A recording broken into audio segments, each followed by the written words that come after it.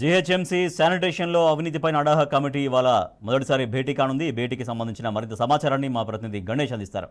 గణేష్, ఇవాళ అడాహ కమిటీ భేటీలో ఏ అంశాలపైన చర్చ జరిగే అవకాశం ఉంది?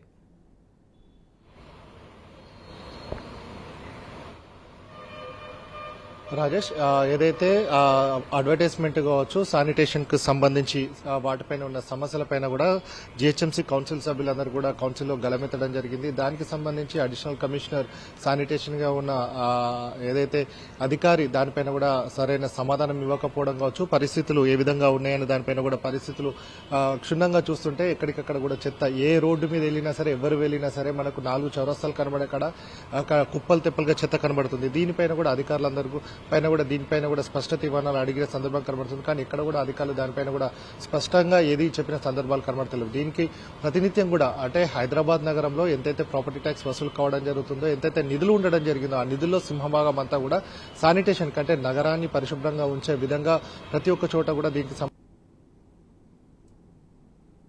సాయంత్రం వరకు కూడా వారందరూ కూడా పనిచేయడం జరుగుతుంది. అలాగే దీనికి సంబంధించి కేంద్రంలో దీనికి సంబంధించి చూసుకున్నట్లయితే స్వచ్ఛ సర్వేక్షణకి సంబంధించిన అవార్డులను కూడా ఇవ్వడం జరుగుతుంది.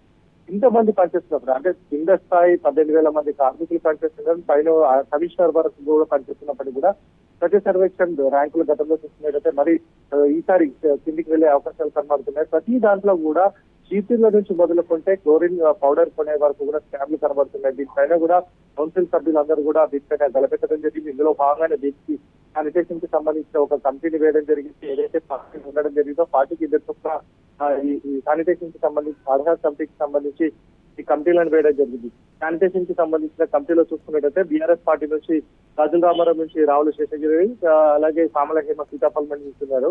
అలాగే కాంగ్రెస్ నుంచి ఇద్దరు, బీజేపీ నుంచి ఎంఐఎం నుంచి ఇద్దరు చొప్పున ఉండడం జరిగింది. అలాగే అదేవిధంగా కమిటీలో అడ్వర్టైజింగ్ కి సంబంధించి 8 మందిని కూడా ఉంచడం జరిగింది. అంటే 4 పార్టీలు ఉన్నాయి కాబట్టి 4 పార్టీల నుంచి ఇద్దరు చొప్పున ఉంచడం జరిగింది. ఇప్పుడు 11:30 గంటల ప్రాంతంలో శానిటేషన్ కి సంబంధించిన ఆధార్ కమిటీకి సంబంధించి మీటింగ్ జరుగుతుంది. అటు తర్వాత 12:30 గంటలకి అడ్వర్టైజ్మెంట్ లో జరిగిన అవినీతి పైన కూడా ఆధార్ కమిటీ సమావేశంలో ఎట్లాంటి ఇప్పటి వరకు అబ్జర్వ్ చేశామనే దానిపైన కూడా మొదటి సమావేశం జరిగింది. ఈ రెండింటికి సంబంధించి రెండిట్లో కూడా సరికా అనే ఆఫీసర్ ని అడ్వర్టైజ్మెంట్ కావచ్చు, అలాగే సంజయ్ SW స్వచ్ఛ భారత్ మిషన్ కి సంబంధించి సాలిడ్ వేస్ట్ మేనేజ్మెంట్ కి సంబంధించిన మరొక ఆఫీసర్ ని శానిటేషన్ కి సంబంధించడం జరిగింది.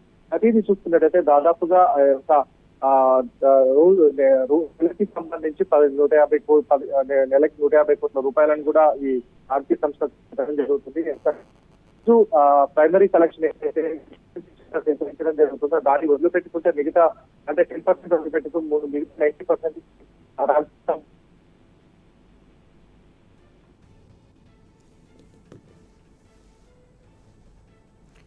Thank you Ganesh.